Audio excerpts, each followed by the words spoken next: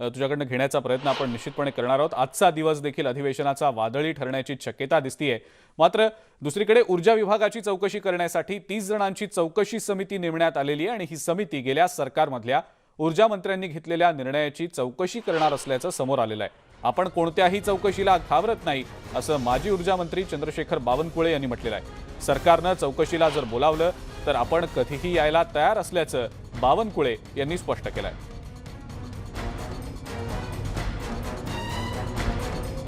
माजी ऊर्जा मंत्री चंद्रशेखर बावनकुळे आपल्यासोबत बोलण्यासाठी आहेत। त्यांच्या काळामध्ये केलेल्या जे अनेक ऊर्जा विभागाचे ठराव पास करण्यात आले त्या संदर्भात या ठिकाणी महाविकास आघाडी सरकारने चौकशी समिती बसवलेली आहे। या समितीमध्ये 30 जणांचा सहभाग आहे। ही चौकशी समिती चंद्रशेखर बावनकुळे यांनी ऊर्जा विभागामध्ये जे अनेक ठराव पास केले होते या सर्व संदर्भामध्ये चौकशी करणार आहे। सर, काय सांगाल की राज्य सरकार ज्या प्रकारे चौकशी करत आहे या संदर्भात आपली काय भूमिका आहे? पहिलं तर ही चौकशी 2.5 वर्षे का नाही केली हा एक प्रश्न आहे। आता करताय तर त्यांचं अभिनंदन आहे, स्वागत आहे। चौकशी समितीमध्ये कोण घेतला आहे? डायरेक्टर फायनान्स, त्यांचे डायरेक्टर संचालन आणि कार्यकारी संचालक घेतले आहे। याच्यात चौकशी होणार नाही।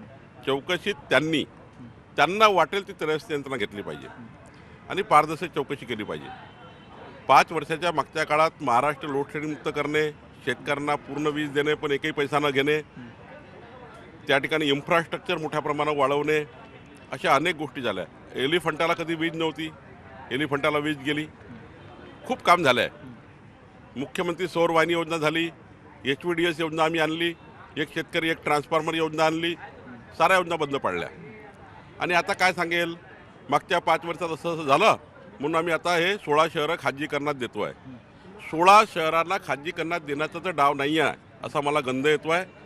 त्यामुळं महाराष्ट्राच्या जनतेला एक महिन्याच्या आत चौकशी करा, महाराष्ट्र जनतेला कळू द्या या कंपन्यात काय झालं। आणि तसंही ऊर्जा मंत्री किंवा माजी ऊर्जा मंत्री प्रत्यक्ष सहभाग कधी कंपन्यामध्ये नसतो। त्याचं बोर्ड असतं, त्याचे CMD असतात, ते रोजचे निविदा करणे, प्रक्रिया करणे, आर्थिक अनियमितता वगैरे सर्व ते CMDच्या अधिकारात असतं। ऊर्जा मंत्री केवळ या कंपन्यावर देखरेख करतात, कुठेही बोर्डात जात नाही।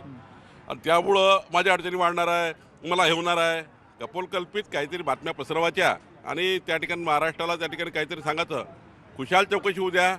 आम्ही इमानदारीनं पारदर्शकपणे काम केलं आहे। यांच्या धमक असेल तर त्या ठिकाणी थर्ड पार्टीकडनं चौकशी केली पाहिजे असं मला वाटतं। कोणती चौकशी करा ना, 2.5 वर्ष का नाही केली, आताही करा, महिन्याभरात करा।